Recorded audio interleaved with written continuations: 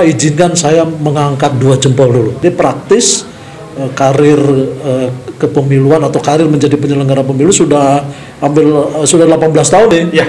Waktu itu mengenal yang namanya bridge. Oh, bridge. Jadi kita punya konsep yang namanya KS on the spot. Nah, ada yang menyebut divisi teknis itu kan jantungnya pemilu. Jantungnya pemilu. Walaupun pada akhirnya suka bikin jantungan gitu.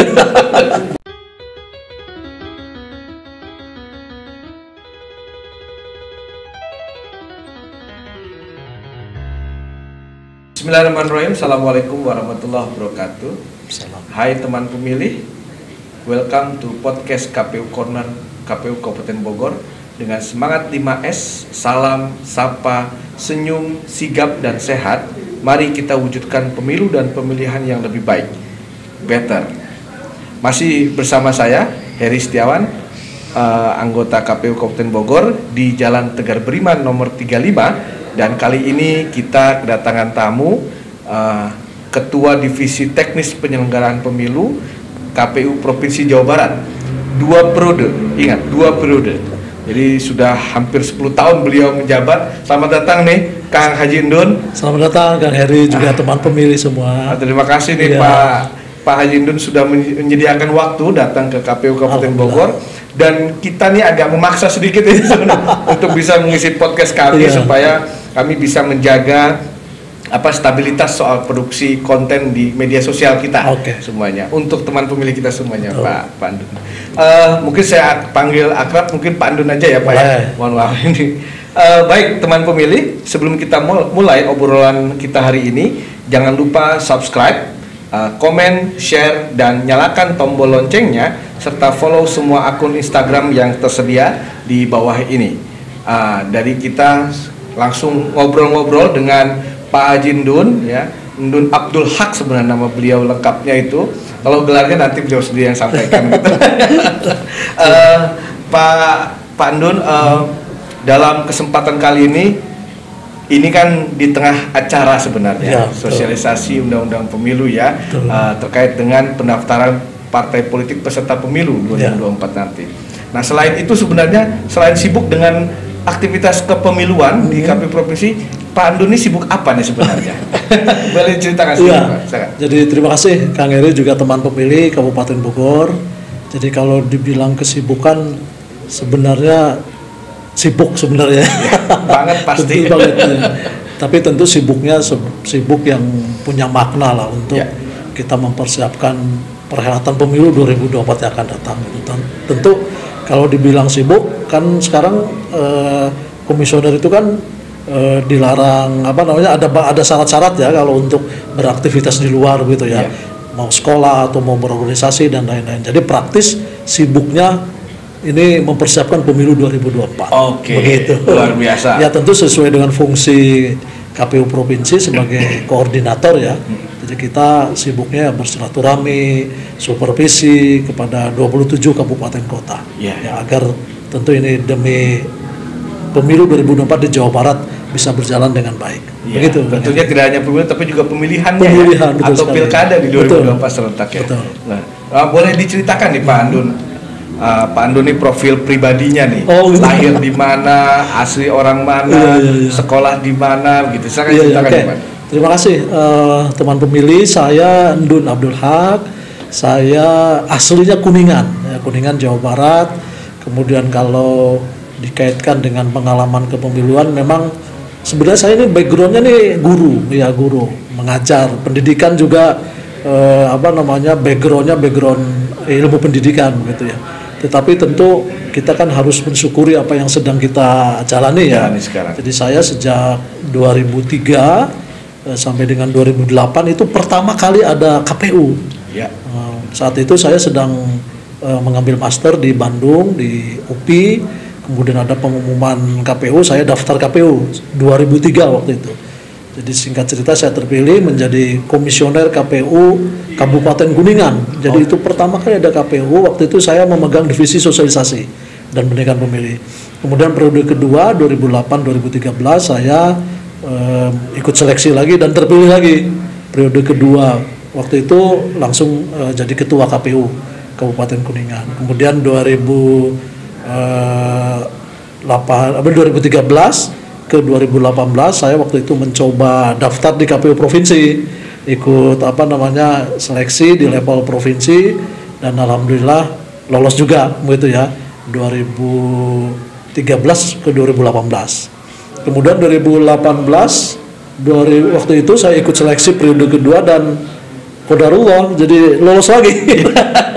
Jadi akhirnya 2018 2023 periodenya, dan sekarang sudah hampir 3 tahun ini, mau 3 tahun di periode kedua ini di KPU Provinsi Jawa Barat. Jadi praktis karir kepemiluan atau karir menjadi penyelenggara pemilu sudah 18 tahun nih, Kang Heri. Jadi itu kemudian ya tentu saya kira ini kita syukuri, kita jalani, melakukan yang terbaik, do the best ya untuk melaksanakan tugas-tugas dipercaya menjadi penyelenggara pemilu. Iya, begitu, luar biasa.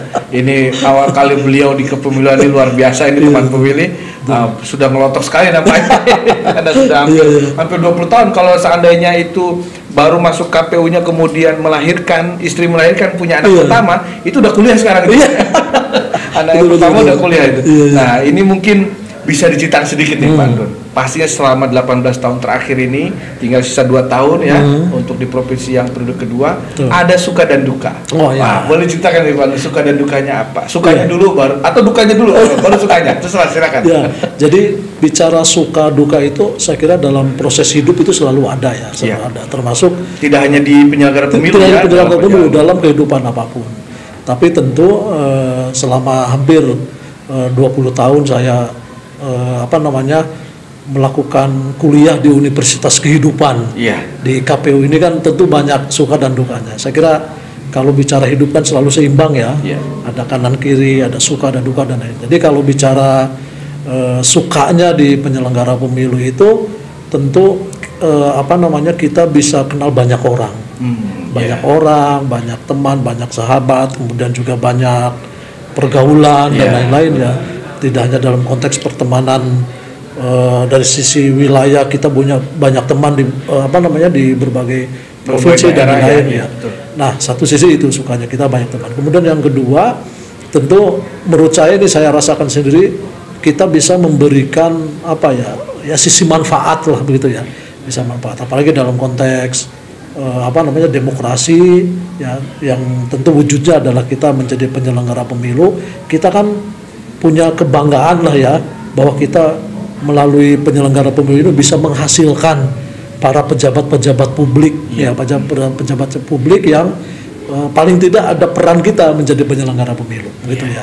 Kemudian suka yang lain ya tentunya tadi bahwa saya jadikan kehidupan menjadi penyelenggara pemilu ini sebagai kawah candar di muka saya gitu ya. Karena saya memaknai kerja di KPU ini sebagai ibadah lah begitu ya. Jadi kalau kita maknai ya bahwa kita nikmati, kita punya memberikan manfaat kepada orang ya, saya kira ini ibadah kita gitu ya. Tapi ya tentu saya kira dukanya juga banyak. Pastinya banyak. Tentu kalau bicara konteks personifikasi ya mungkin kita meninggalkan anak, istri, keluarga begitu ya. Tapi saya kira itulah konsekuensi dari sebuah pekerjaan begitu ya. Kemudian juga dukanya kayaknya nggak tahu perkembangan anaknya juga nggak mantap terus ini. Tapi saya kira kalau dibilang duka memang itu konsekuensi dari sebuah pekerjaan, tapi pada ujungnya juga suka begitu ya. Jadi misalnya begini, dukanya itu dicemooh orang, didemo orang, tapi padanya kita makanya kok itu menggembleng kita juga gitu ya. Menempa diri kita juga. Jadi saya kira saya ingin mengatakan sebenarnya lebih banyak sukanya begitu sukanya begitu. Ya, tapi tentu duka itu menjadi satu makna pelajaran bahwa memang dalam kehidupan ini selalu itu berdampingan. Dan pada akhirnya kalau kita nikmati, kalau kita enjoy, kalau kita laksanakan mencintai pekerjaan itu ya saya kira kita banyak sukanya. Artinya sudah jadi passion kita. Sudah passion kita, betul sekali. Jadi tidak tertekan, tidak merasa terbebani begitu ya Pak. Betul sekali. Ini luar biasa nih. Kalau kita mendapat nasihat dari seorang guru ya begini kan. Karena memang ini memang seorang guru, jadi memang guru juga ada masalah gitu. Nah, mungkin sedikit ceritakan lagi selama 2 periode di Jawa Barat begitu ya. ini ada beberapa inovasi yang sudah dihasilkan oleh mungkin Pak Ndun di divisi teknis ya. Karena selama 2 periode juga di divisi teknis ya Pak ya. Tidak pernah pindah ke divisi lain ya.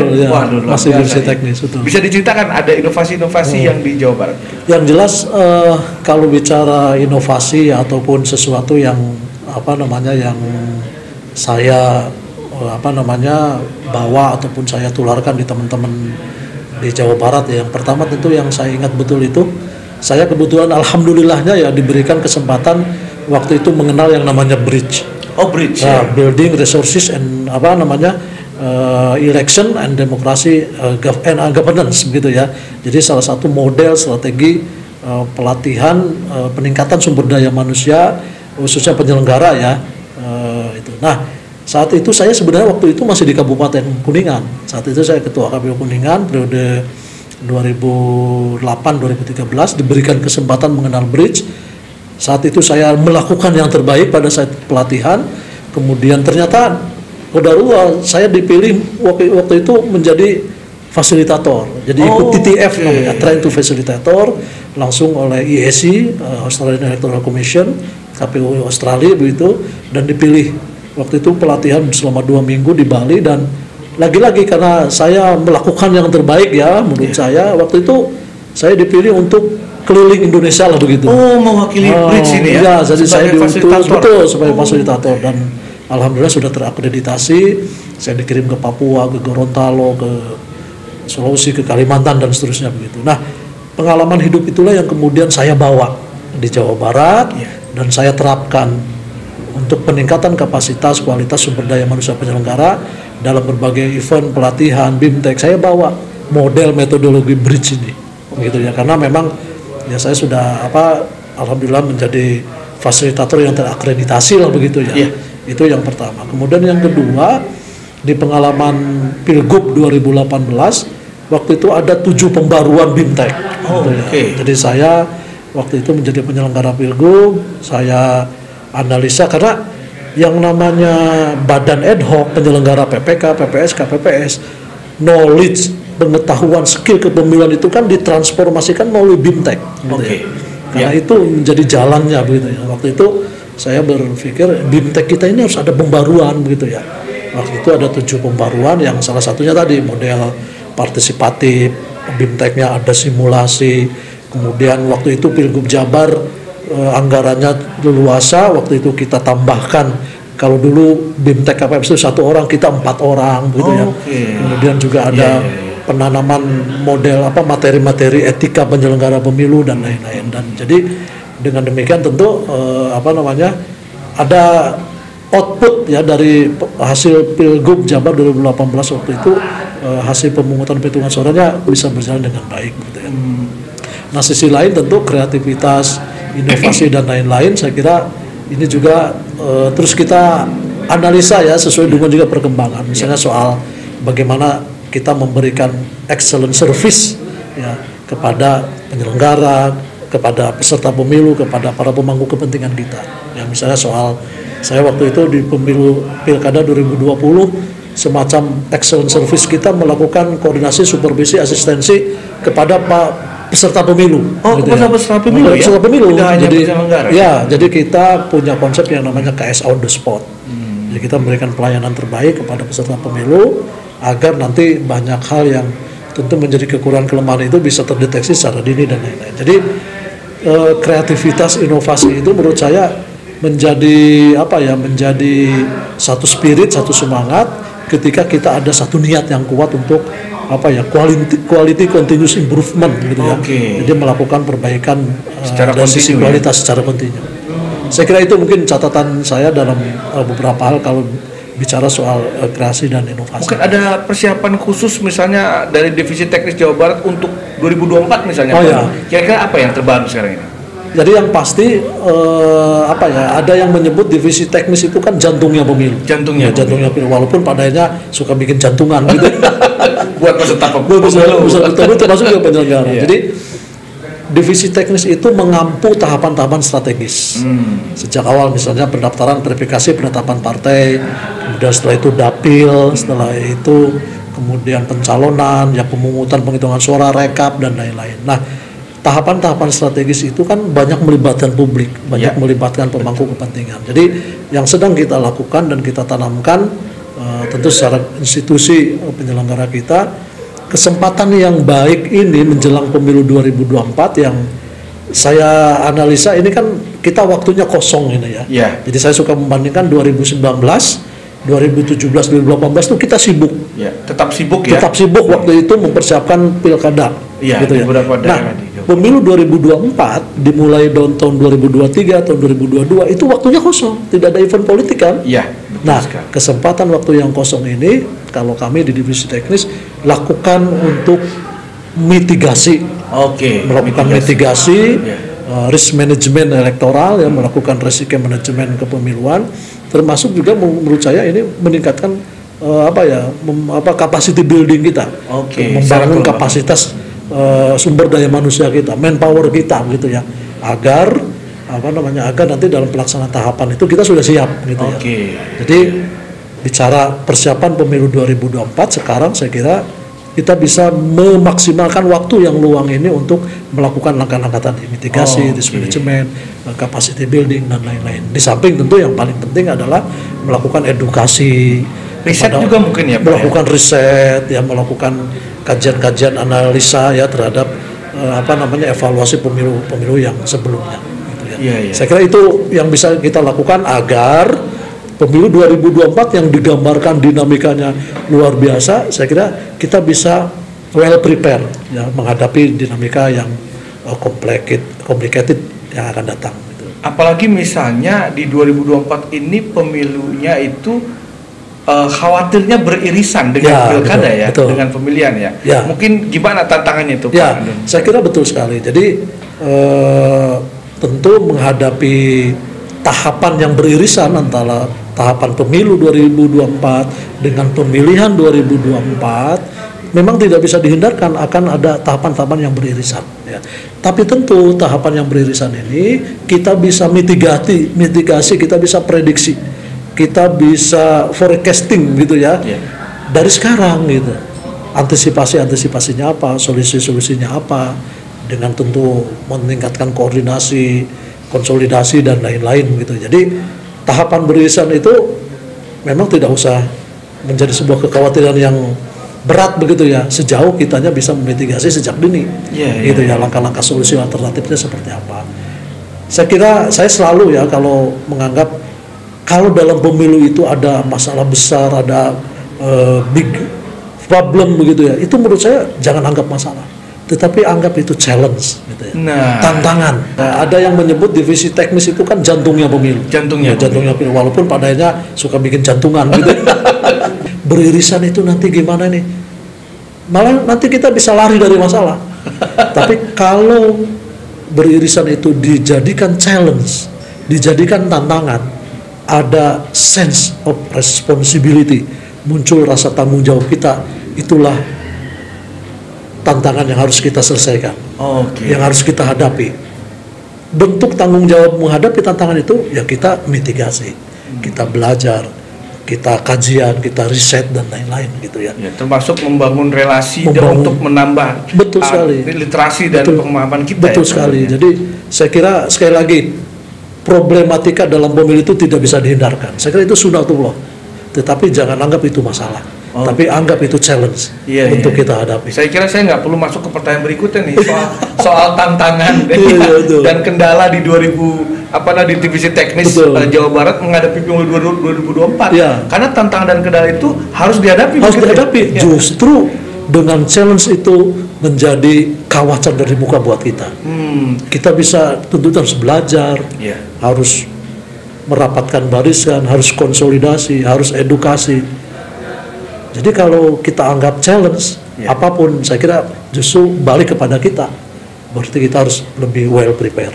Artinya kalau begitu berarti ini selaras dengan apa yang terjadi di divisi teknis hari ini. Itu ada soliditas atau rapatkan barisan dulu. Teman-teman divisi teknis barisannya rapat terus gitu. Artinya solid itu luar biasa itu.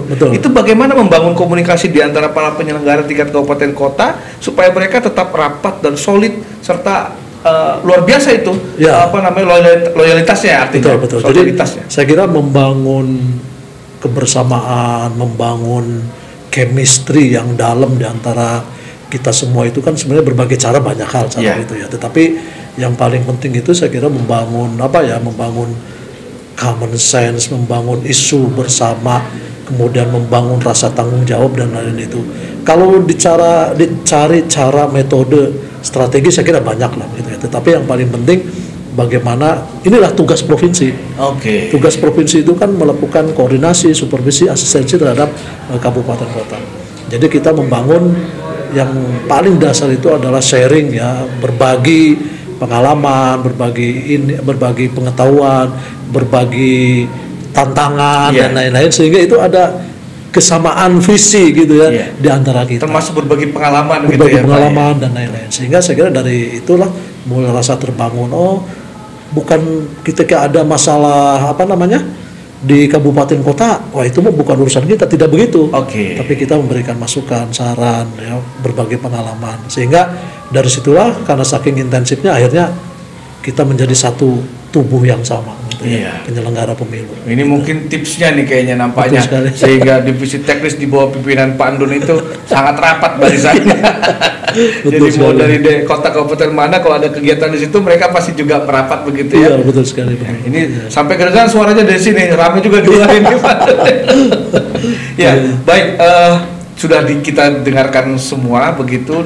Penuturan atau paparan dari Pak Andun tentang pengalaman beliau, tentang profil Pak Andun sendiri. Nah, mohon izin Pak Andun, saya bercerita sedikit terkait dengan proyek KPU Better. KPU Better ini adalah sebuah proyek yang mengembangkan teknologi dan riset. Jadi teknologi elektoral, artinya akronim dari Bogor Electoral Technology and Research. Jadi disingkat Better. Nah, ini adalah proyek pemanfaatan teknologi informasi kepemiluan. Nah, di antaranya itu ada basisnya itu basis platform teknologi informasi. Sementara ini baru berbasis Android. Kalau iOS-nya karena masih ada pengembangan jadi bisa di-download lewat handphone. Nah, mungkin teman pemilih bisa download itu pakai keywordnya di Play Store itu Better. Double T gitu ya. Dan itu diantaranya adalah Bogor Electoral Map. Jadi setiap peta map kita di Google Map itu ada titik koordinat desa dan juga perolehan kursi, perolehan suara. Jadi setiap partai politik berapa persen gitu ya. Kemudian ada Bogor Electoral Information System. Itu terdiri dari SIGAP, Sistem Informasi Anggaran Kepemiluan. Jadi itu ada SIGAP, kemudian ada SICOKLIT, pencocokan dan penelitian untuk pemilih, daftar pemilih. Ada SIPITUM, Vote Simulator. Nah, itu vote simulator mungkin terkait juga langsung di divisi teknis ya Pak Andun ya. Ada juga manajemen surat AMS dan ada SIPD, Sistem Informasi Perjalanan Dinas. Nah, dari yang terakhir, karena ini Pak Andun sudah menyampaikan tadi bahwa ini ada tahun-tahun untuk melakukan riset begitu ya. Ada juga kami juga melakukan riset dan juga ada buku-buku yang kami sedang proses hasilkan. Terkait ini, bagaimana komentar Pak Andun dan juga bagaimana juga aplikasi atau sistem yang sedang kami bangun melalui Project Better ini bisa menyongsong, bisa menghadapi pemilu 2024 bagaimana menurut Pak? Yang pertama izinkan saya mengangkat 2 jempol dulu. 2 jempol, Ini kalau bisa 4 jempol ini. Jadi 4 jempol, 2 jempol untuk Better-nya KPU Kabupaten Bogor. Saya ingin justru malah ingin more better. Harus lebih baik.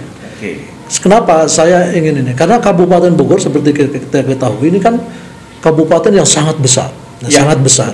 Dengan demikian tentu bisa dijawab dengan tantangan ini bisa dijawab salah satunya adalah pelibatan atau penggunaan teknologi informasi. Gitu. Jadi saya kira ini sebuah langkah revolusioner. Bukan lagi evolusioner.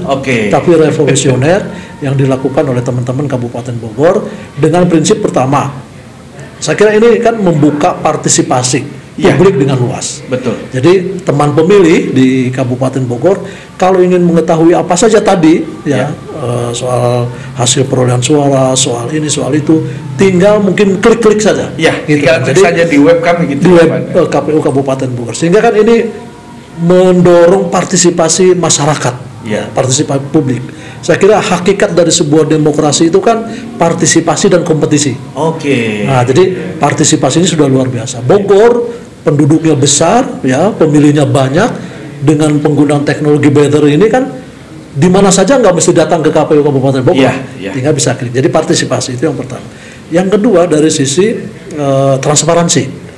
Jadi Kabupaten Bogor mau betul-betul ingin apa ya? Karena transparansi ini kan dampaknya adalah trust building. Betul. Membangun kepercayaan publik. Ya, jadi ini public trust. Jadi saya kira dengan teknologi informasi melalui Better ini kepercayaan masyarakat Bogor aja kan terbangun. Oh, ingin butuh data apa tinggal klik, ingin lihat apa saja tinggal klik dan lain-lain.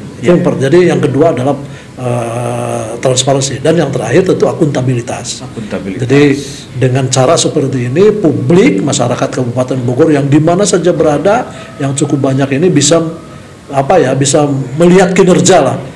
Teman-teman Kabupaten Bogor bisa mempertanggungjawabkan kerja-kerja luar biasa ini. Dan ujungnya menurut saya adalah bisa menjadikan pelayanan, sarana edukasi demokrasi melalui Better ini dengan berbagai aplikasinya kepada masyarakat Kabupaten Bogor. Dan endingnya nanti menjadi smart voter, gitu ya. Menjadi pemilih yang cerdas, pemilih yang bertanggung jawab, pemilih berdaulat dan lain-lain. Sehingga kalau masyarakat pemilih Kabupaten Bogor ini cerdas, bertanggung jawab, insya Allah dalam event-event pemilu, baik presiden, memilih DPR, DPD, DPRD, termasuk memilih bupati dan wakil bupati Bogor, bisa outputnya menghasilkan para pejabat publik yang bertanggung jawab. Saya kira endingnya itu. Luar biasa ini. Ini sanjungan yang luar biasa buat KPU Kabupaten Bogor. Dari seorang KPU penyelenggara pemilu sejak yang berkiprah selama 18 tahun sampai hari ini 18 tahun. Kalau itu hari mungkin ada juga Jadi ada komitmen, ada transparansi, ya, kemudian juga ada akuntabilitas. Yang pertama partisipatif. Memang betul salah satu di antara partisipasi itu, kalau teman pemilih belum terdaftar sebagai pemilih, kami ada formnya untuk bisa memasukkan dirinya sebagai pemilih. Asal syaratnya memenuhi persyaratan. Punya KTP, kemudian NIK-nya sudah ada, tinggal dimasukkan. Luar biasa nih Pak Andun, terima kasih sudah hampir setengah jam kita berbincang-bincang begitu. Baik teman pemilih, demikian obrolan kita dengan anggota KPU Provinsi Jawa Barat Divisi Teknis Penyelenggaraan Pemilu, Bapak Ndun Abdul Haq. Ya, nantikan episode podcast kami berikutnya. Akhir kata atas nama seluruh tim KPU Corner yang bertugas pada kali ini, kami pamit undur diri. Assalamualaikum warahmatullahi wabarakatuh. Salam Better buat kita semuanya. Terima kasih Pak Ndun. Assalamualaikum. Waalaikumsalam.